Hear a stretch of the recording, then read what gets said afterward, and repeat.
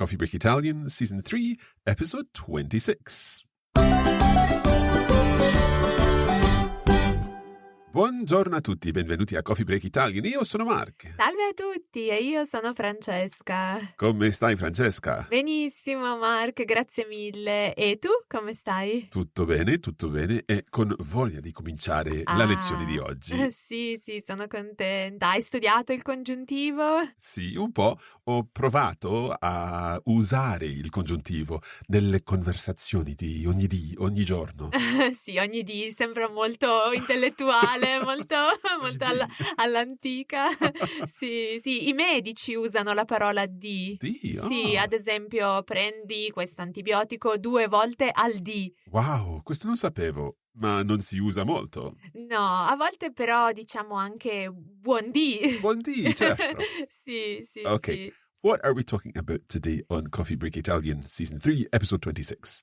Okay, today we are continuing in a way with the subjunctive, but we are going to see how we can use the subjunctive we have learned to form if clauses or hypothetical clauses. Okay, so I think this is one of these situations where some examples will help.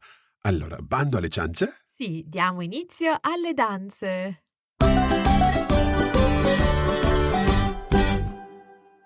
Ok, allora Mark, if clauses.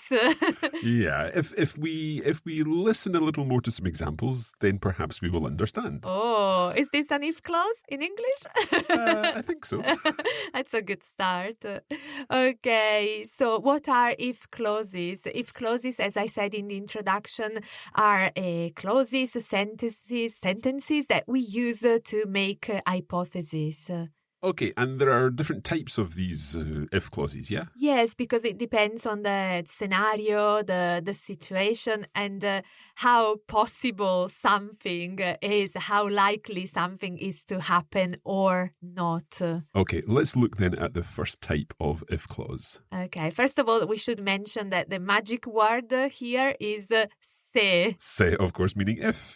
Esatto, sì. So if we are in the present tense and the hypotheses are basically facts, realities, then first of all, we don't need the subjunctive because we are talking about real things. Mm-hmm.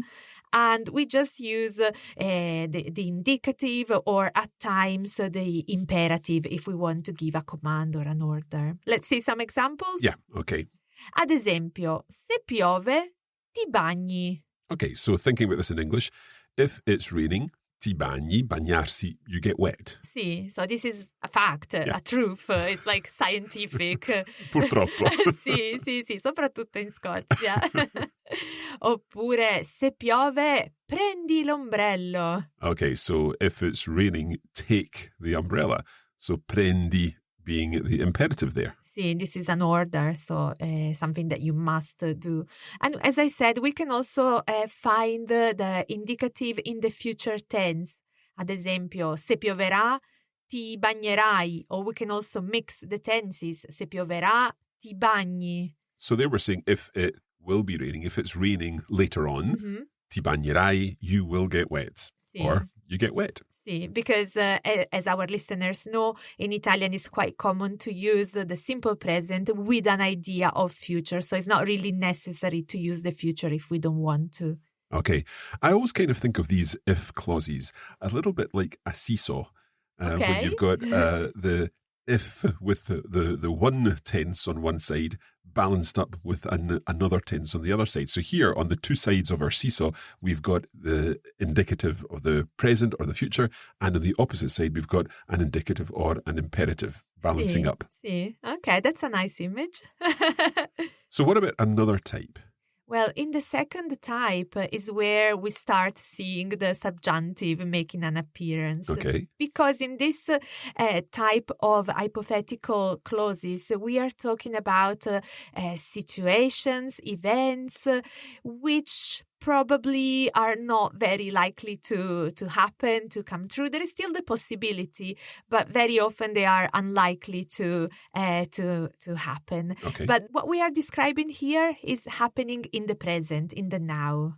Okay, so give us an example of this one. Ad esempio, se fossi più coraggioso, cambierei vita. Right, so here we've got our imperfect subjunctive to begin with. Se fossi più coraggioso. If I were more brave. Sì. Obviously, in English, we may say if I was more brave, Sì. but in official, correct English, Sì, we sì. typically say if I were more brave or braver.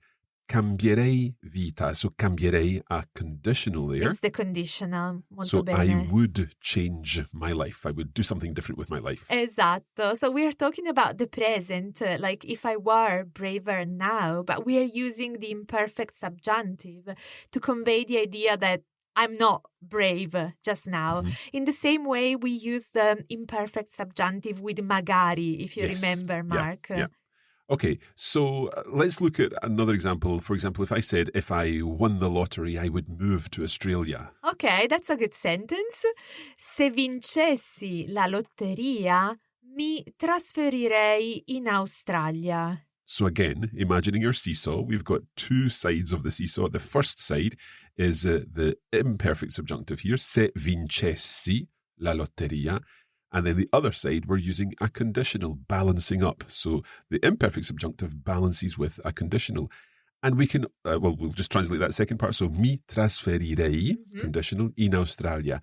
And we can also think of this the other way around. If two people are on a seesaw and it's balancing, they can get off and go on the other sides and it still balances perfectly. Sì. Mi trasferirei in Australia se vincessi la lotteria. Always balance with imperfect subjunctive and a conditional afterwards. Now, if another tense came on afterwards, it wouldn't be balanced. So that's why we need those two tenses, the combination. Esatto, Mark, è molto molto importante. Sì. Give us one more example. Ok, ancora un esempio. Se avessi un figlio, non gli lascerei usare troppo il cellulare. Okay, that's a little more challenging. Se avessi un figlio. If I had a child, a son, I suppose, literally. Sì. Non gli lascerei. So I to him would allow, usare troppo il cellulare.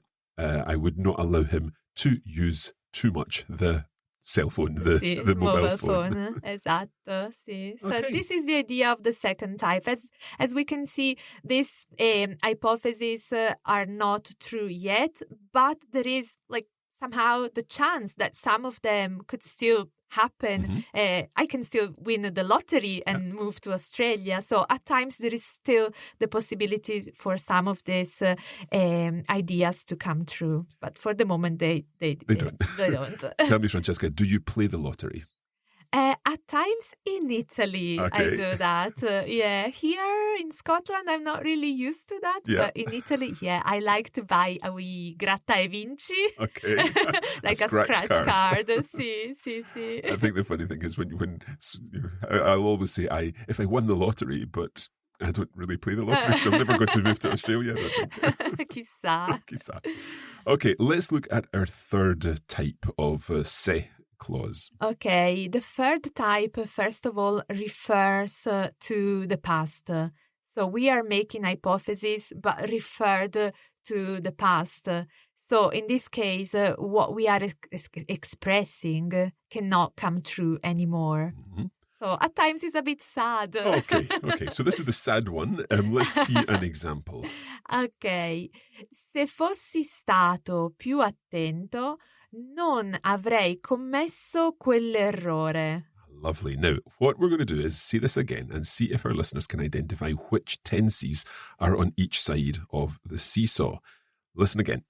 Se fossi stato più attento, non avrei commesso quell'errore. So on the one side, we've got se fossi stato. So stato is our past participle of the verb essere. Sì. And here we're using it with se fossi stato. So that's the imperfect of the auxiliary verb essere in the subjunctive. Sì. So it's a trapassato del congiuntivo. Sì, the pluperfect subjunctive. Okay, so the pluperfect subjunctive on one side, and listen to what it's connected to on the other. Non avrei commesso quell'errore. So avrei, conditional tense of our auxiliary verb avere. Sì. And commesso, is our past participle of the verb commettere. Sì. So I would not have committed that error. So if I had been more careful, I wouldn't have made that mistake. Perfetto, sì. So the idea is that it's now too late. Like I was not careful, I made that mistake, and things cannot be changed. Okay, and it's very important to think about that. Non avrei commesso. That is not the conditional, it's the conditional perfect, because Sì. we've got the conditional of our auxiliary verb plus the past participle, giving us the conditional perfect on the other side of the seesaw from the pluperfect subjunctive. Perfetto, sì. Let's have another example. Ad esempio, se avessi studiato di più, avrei superato l'esame. Okay, so here we're seeing one with avere. So this is the verb studiare in the pluperfect subjunctive. Se avessi studiato, if I had studied, avrei superato l'esame. I would have passed the exam. Sì. So again, it's too late. The exam has already taken place. I didn't study. I didn't pass it. And we cannot change this situation. Oh dear. Che disastro.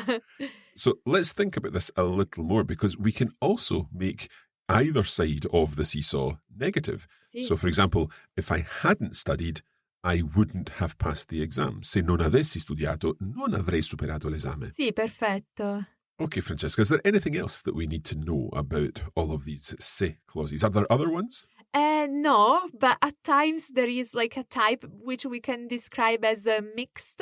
So, Okay, give us an example. Ad esempio, we can talk about hypothesis related to the past, as we have just seen here. So, se followed by the pluperfect subjunctive, but the effect can still be in the present. So I think it's easier, as with always, an example, with an example. So if we take the previous example with the studiare, we could say, se avessi studiato, sarei più rilassato adesso. Uh-huh. So if I had studied, I would be more relaxed now. Sì, okay, sì. So that bit is in the present. Even though we're using a conditional, don't think of the conditional as a tense related to time. It's related to the mood. So if Sì. I had studied, I would be more relaxed now. Esatto, sì. O se avessi vinto la lotteria, ora avrei una Ferrari. So Magari. If I had won the lottery, I would now have a Ferrari. Sì, sì. Okay. And tell me, I think in sort of spoken Italian, I might have heard people kind of making a mistake here. Is that right? Ai, ai, ai. Sì, especially in the spoken language, I must say that quite often we tend to simplify this structure because obviously it contains the pluperfect subjunctive, which is quite a big a big tense as such. So at times we just simplify things and use the imperfect indicative. Okay, so give us an example of this. Ad esempio, it's quite common to hear things like se venivo te lo dicevo. Right, okay, let me think of this. So is this the equivalent of saying se fossi venuto te l'avrei detto? Sì. You can see that it's faster, easier, obviously. And yes, it's really quite common in the spoken language. So is this the equivalent of saying se fossi venuto? Sì. So se venivo becomes se fossi venuto. Sì, o venuta if it's a woman. Te l'avrei detto. Bravissimo. Okay, so taking te lo dicevo into te l'avrei detto. So if I had come, I would have told you, or if I were coming, if I was going to come. Esatto, sì. Okay. O un altro esempio è se lo sapevo non lo facevo. Se l'avessi saputo, sì, non l'avrei fatto. Bravissimo, Mark. If I had known, I wouldn't have done it. Bravissimo. Okay. Sì. To be honest, I know you're saying that it feels easier saying that, but it's further away from the English, so I find that actually more difficult, just using the imperfect tense for both. Interessante. I think it's just good to mention these things, especially thinking of our listeners when Absolutely. they go to Italy for like their holidays or to study in Italy, and they can be exposed to this type of language. So it's good to make them aware, but Absolutely. we don't want to encourage them to to use the, let's say, colloquial version of the if clauses. And I have to let our listeners into a little secret. Whenever I'm just talking to Francesca in the office and I manage to say a nice subjunctive sentence, she always gives me a little round of applause. Sì, te lo meriti. Okay, after the break, we're going to listen to a conversation which features lots of these se clauses. And that is coming up very soon.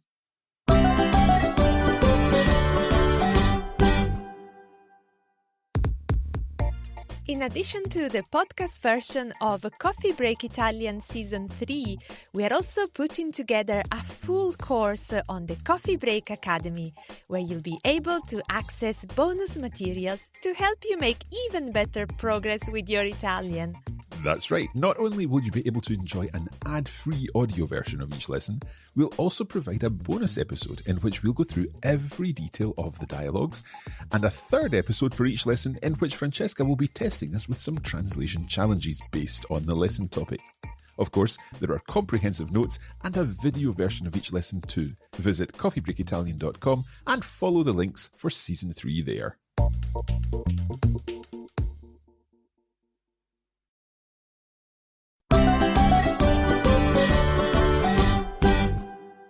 Bentornati, oggi stiamo parlando delle clausole se.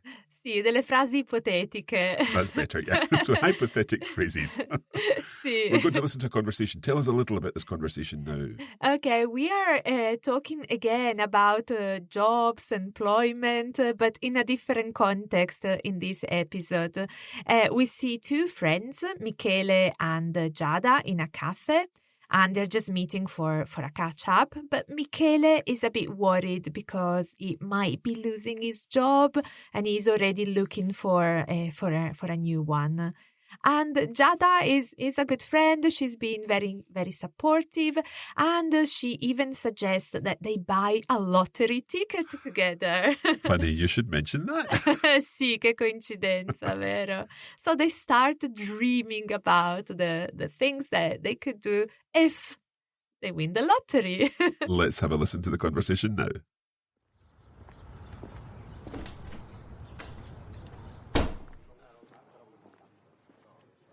Ciao Michele, scusa il ritardo. Ciao Giada, non preoccuparti. Ho approfittato per leggere gli annunci di lavoro. Scusa, ma perché stai leggendo gli annunci? È proprio questo il motivo per cui ti ho chiesto di incontrarci. Che succede? In pratica, se l'azienda dove lavoro non riesce a raggiungere il target di vendite, alla fine dell'anno chiuderà. Cosa? E sì, hai capito bene. E se chiuderà, io rimarrò senza lavoro. Mi dispiace, è una situazione terribile. Più che altro è una situazione che avrebbero potuto evitare se avessero ascoltato i consigli del vecchio direttore commerciale. Quello che è andato in pensione 2 anni fa? Esatto. Lui aveva previsto tutto, ma non lo hanno ascoltato. Dicevano che era troppo vecchio e non era al passo con le nuove tendenze. Se ci fidassimo un po' di più delle persone con esperienza, il mondo sarebbe un posto migliore. Lo so, ma non tutti lo capiscono. Comunque, se fossi in te non mi preoccuperei troppo. Hai un bel curriculum e conosci molto bene il mondo dell'economia e della finanza. È vero, ma sono un po' stufo. Ho bisogno di cambiare aria e fare qualcosa di nuovo, di più creativo. Se ad esempio domani mi offrissero un lavoro come organizzatore di eventi, lo accetterei senza pensarci 2 volte. Anche se ti pagassero di meno? Penso di sì, però devo stare con i piedi per terra. Non è facile entrare in questo settore e non ho nessuna esperienza precedente. Ascolta, mi è venuta un'idea. E se comprassimo un biglietto della Lotteria Italia insieme? Il primo premio è di 5 milioni di euro. Niente male. Se fossi sicuro di vincere quel bel malloppo, comprerei subito un biglietto. Beh, non si può mai essere sicuri. Però alle volte nella vita bisogna rischiare, no? Hai ragione, mi hai convinto. Se hai tempo, possiamo andare insieme a comprare un biglietto. Ascolta, adesso non ho tempo, ma se per te va bene ti lascio 2,50 euro. Il biglietto dovrebbe costare 5 euro. Mettiamo 2,50 euro a testa, così se vinciamo dividiamo la vincita. Ok, facciamo 50-50. Sto già sognando. Dai, dimmi 3 cose che faresti se dovessimo vincere. Così su due piedi non è facile. Se fossi il vincitore del primo premio, fammi pensare. Allora, sicuramente lascerei il mio attuale lavoro, viaggerei per il mondo almeno per un anno e ovviamente finirei di sistemare la mia casa. Mi sembrano delle buone idee. E se mi restassero dei soldi, andrei 2 settimane in Sicilia con te. È da una vita che vogliamo fare questa vacanza. Beh, sai cosa ti dico? In Sicilia ci andiamo comunque. Certe cose non possono aspettare. Ottima idea. Cosa farei se non avessi un'amica come te?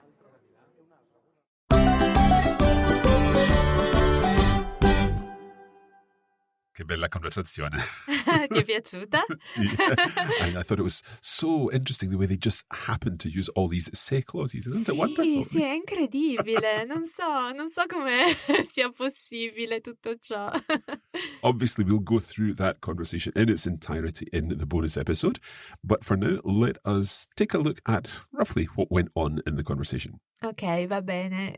So as I said at the start, before the dialogue, we have two friends, Giada and Michele, who are meeting in a cafe for a catch-up. Okay, and so when Giada arrives, she's quite surprised to find Michele reading the job adverts in the newspaper. Sì, and he's doing that because apparently the company where he works will close if they don't manage to reach, I think, the sales target. Mm-hmm. So he's worried about being unemployed very soon. Yeah, and Michele thinks that this could have been avoided if the advice of the previous sales directors had been listened to.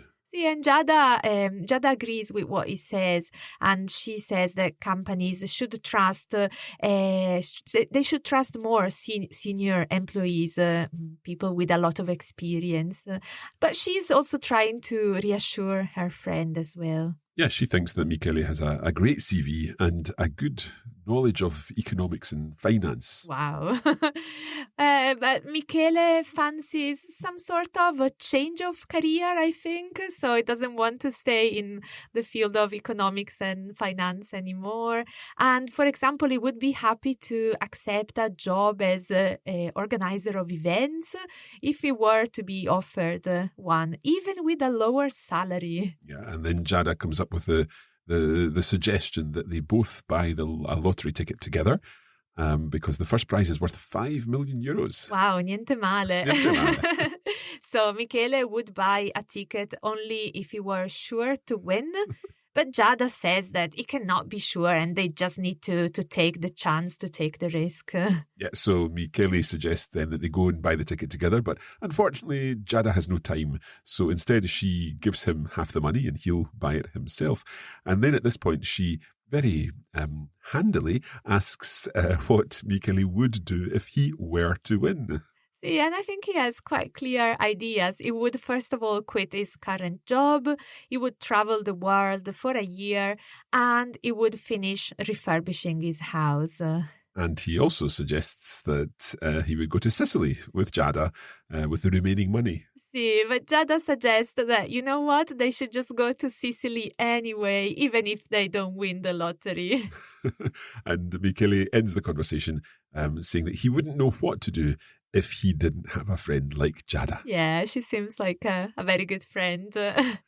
Ok, that's almost it for this episode, but there's still time for ancora una cosina. Sì, come sempre, anche in questo episodio c'è una cosina, Mark.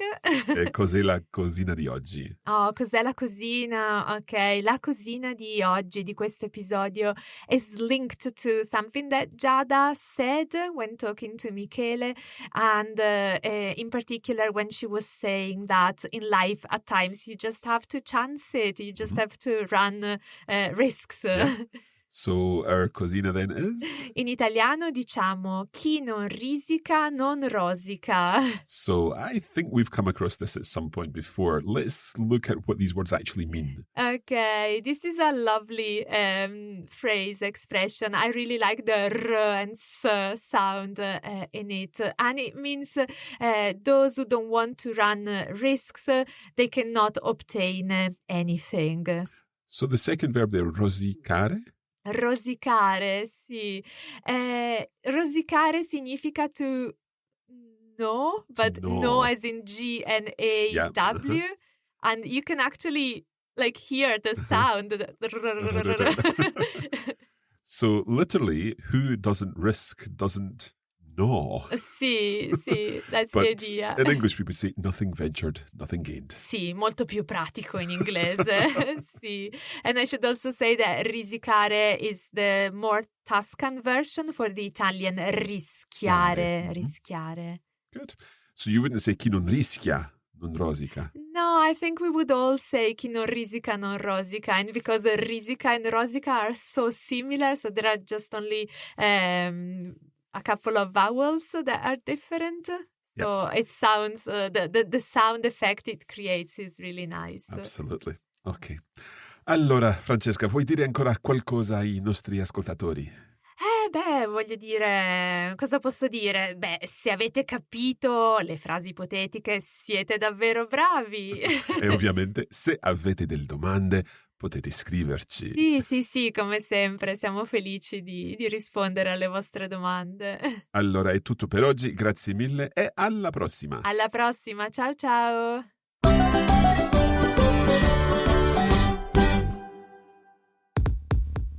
You have been listening to a Coffee Break Languages production for the Radio Lingua Network. Copyright 2022 Radio Lingua Limited. Recording copyright 2022 Radio Lingua Limited. All rights reserved.